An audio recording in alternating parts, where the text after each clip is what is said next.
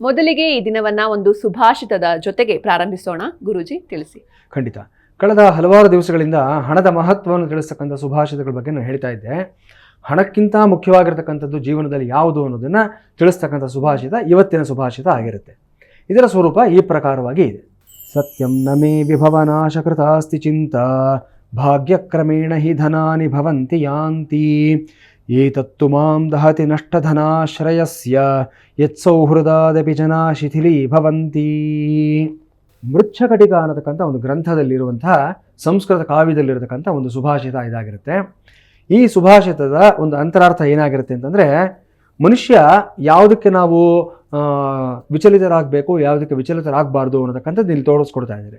ಸಾಧಾರಣವಾಗಿ ನಾವು ಸಂಪಾದನೆ ಮಾಡ್ಕೊಂಡಿರ್ತಕ್ಕಂಥ ಹಣ ಆಗಲಿ, ಅಂತಸ್ತಾಗಲಿ, ಅಥವಾ ಒಂದು ವಸ್ತುಗಳಾಗಲಿ ಕಳ್ಕೊಂಡಿದ್ದಾಗ ಎಲ್ಲರಿಗೂ ಅಷ್ಟೇ ದುಃಖ ಆಗುತ್ತೆ, ನೋವಾಗುತ್ತೆ.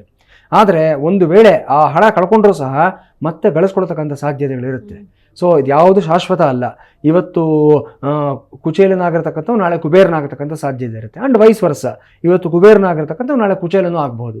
ಆದರೆ ಶಾಶ್ವತವಾಗಿ ನಮ್ಮ ಜೊತೆಲಿರ್ತಕ್ಕಂಥ ನಿಜವಾದ ಧನ ಯಾವುದು ಅಂತಂದರೆ ಸನ್ಮಿತ್ರರು, ಒಳ್ಳೆ ಗೆಳೆಯರು, ಒಳ್ಳೆ ವ್ಯಕ್ತಿಗಳು ಆಗಿರ್ತಕ್ಕಂಥದ್ದಾಗಿರುತ್ತೆ. ಒಳ್ಳೆಯ ಒಡನಾಡಿಗಳಾಗಿರ್ತಾರೆ. ಕಷ್ಟಕಾಲದಲ್ಲೂ ಸಹ ನಮ್ಮನ್ನು ಕೈ ಹಿಡಿಯತಕ್ಕಂಥವರು ಮತ್ತು ನಮ್ಮನ್ನು ಬಡತನದಲ್ಲೂ ಸಿರಿತನದಲ್ಲೂ ಒಂದೇ ರೀತಿ ನೋಡ್ತಕ್ಕಂಥ ವ್ಯಕ್ತಿಗಳು. ಈ ಥರ ವ್ಯಕ್ತಿಗಳಿದ್ದಾದ ಪಕ್ಷದಲ್ಲಿ ನನಗೆ ಅದಕ್ಕಿಂತ ಇನ್ನೇನು ಬೇಕಿಲ್ಲ, ಆ ಒಂದು ಸಂಪತ್ತೇ, ಆ ಒಂದು ಜನಸಂಪತ್ತೇ ನನ್ನನ್ನು ಮುಂದೆ ಕರ್ಕೊಂಡು ಹೋಗ್ತಕ್ಕಂಥದ್ದು ಅನ್ನೋದು ಈ ಒಂದು ಸುಭಾಷಿತದ ಒಂದು ಅಂತರಾರ್ಥ ಆಗಿರುತ್ತೆ. ಇದನ್ನೇ ನಾವು ಕರ್ಣದ ಸಂಪತ್ತು ಅಂತಲೂ ಸಹ ಕರಿತೀವಿ ನಾವು. ಅಂದರೆ ಯಾರು ಜನಾನುರಾಗವನ್ನು ಪಡ್ಕೊಂಡಿರ್ತಾರೆ ಅದು ನಿಜವಾದಂಥ ಒಂದು ಆಸ್ತಿ, ಯಾವತ್ತಿಗೂ ಅಳಿದೇ ಇರತಕ್ಕಂಥ ಶಾಶ್ವತವಾಗಿರ್ತಕ್ಕಂಥ ಒಂದು ಸಂಪತ್ತದಾಗಿರುತ್ತೆ. ಅಂಥ ಒಂದು ಸಂಪತ್ ಕುಮಾರರು, ಅಂಥ ಒಂದು ಸಂಪತ್ಭರಿತವಾದ ವ್ಯಕ್ತಿಗಳು ನಾವೆಲ್ಲರೂ ಆಗೋಣ. ಅಂದರೆ ಸನ್ಮಿತ್ರರನ್ನು ಗಳಿಸ್ಕೊಡ್ತಕ್ಕಂಥ ವ್ಯಕ್ತಿಗಳು ನಾವಾಗೋಣ ಅನ್ನತಕ್ಕಂಥದ್ದು ಈ ಸುಭಾಷಿತದ ಒಂದು ಆಶಯ ಆಗಿರುತ್ತೆ.